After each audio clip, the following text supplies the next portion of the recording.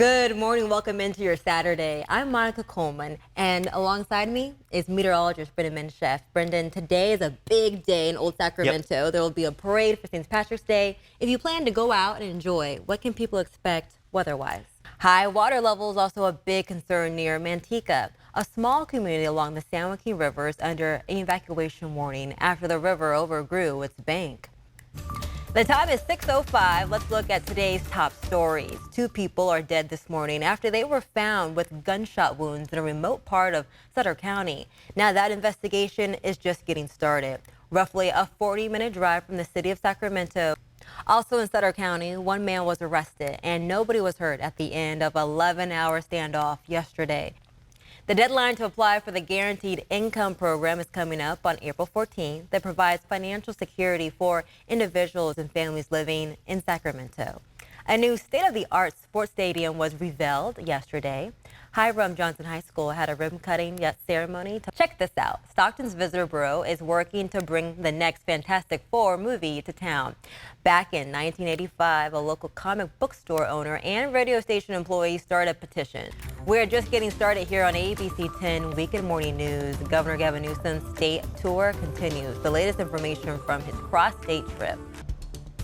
On day 2 of Governor Gavin Newsom's statewide tour focused on public safety, yesterday he announced California's oldest prison, San Quentin, will be turned into a rehab facility. Part of the plan is to offer more programs to help inmates once they have completed their sentence. An idea taken from other countries. Some Republican legislators applaud the idea, but worry about the governor's approach to what happens next to the over 546 condemned inmates. Meanwhile, on the first day of the governor's tour, he announced 1,200 tiny homes will be built across the state for those experiencing homelessness. This is not the first time tiny homes have been attempted to help the unhoused, at least in Sacramento. After almost a year, 100 housing units remain empty at a vacant lot on Power Inn and Florin Roads.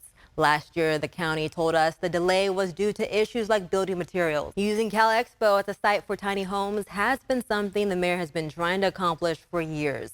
The governor promises these homes will be set up in months, not years. He's in Los Angeles today to talk about reducing healthcare costs.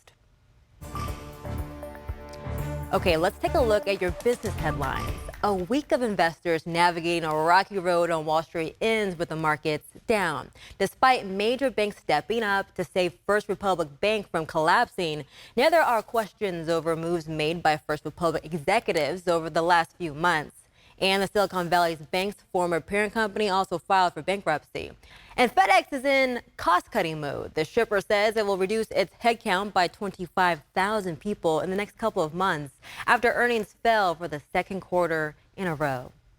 The head of TikTok telling the Wall Street Journal that forcing a sale from its Chinese owners won't address security concerns. Shou Chew says his company is already planning to store the data of American users with another company, Oracle. Washington lawmakers have raised concerns that TikTok could share information with the Chinese government. And we're not done talking about basketball. March Madness is in full effect at the Golden One Center this weekend. Fans packed the arena all day Thursday, and many more people will be back in the arena today. Coming up on ABC 10 Weekend Morning News, most people think St. Patrick's Day began in Ireland. I mean, why wouldn't you? But we'll tell you exactly where it started coming up next. Many will celebrate St. Patrick's Day with green beer, corned beef, and cabbage. It's widely assumed that all of this merriment started back in the Emerald Isle centuries ago. But not so fast. Here's ABC 10's Walt Gray with the real story. As we mentioned, Old Sacramento is going big for St. Patty's Day today with the annual parade and festival starting at noon, ending at 5. March is also Irish American Heritage Month. It's all about recognizing Irish people, history and culture, and their many contributions to our nation. Reading a book, I agree with him.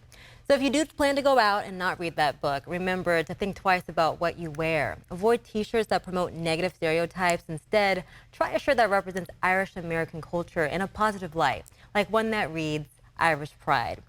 And Brendan's tracking a beautiful forecast this weekend if you do plan to go out, huh? Good morning. Welcome back to ABC 10 Weekend Mornings. I'm Monica Coleman alongside meteorologist Brendan Menchef, and you are projecting a really beautiful day.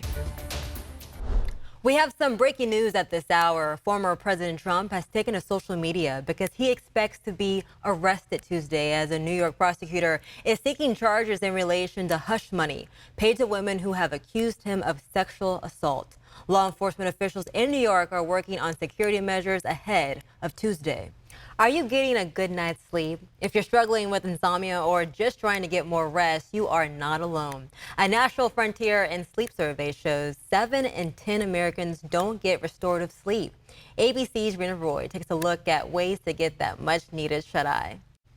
After 3 years into the pandemic, we have learned that most people recover from COVID-19. But a new study shows that vaccinated people may recover differently. With more, here's ABC's Lindsay Watts. If superheroes are your thing, the DC Universe has an offering that's scoring big with fans, and our very own Marcus Allen says it's what to watch. You truly never know what you'll find on the back roads. This week, John Bartella takes us to see the land referred to as the Architecture Graveyard. But don't let the name fool you. The whimsical buildings here are not lacking liveliness. Let's meet our pet of the week. Each Saturday, we introduce you to a furry friend at the Sacramento SPCA that's ready to find a forever home. Today, meet 2 inseparable friends, Bear and Baby Girl. So in short, it's space junk, not an alien. Yep, that's it. We're Simple safe. as that. And it's all done at this point. All right, well, that's all the time we have for today. Good Morning America is next. Stay safe, be kind to one another, and have a great weekend.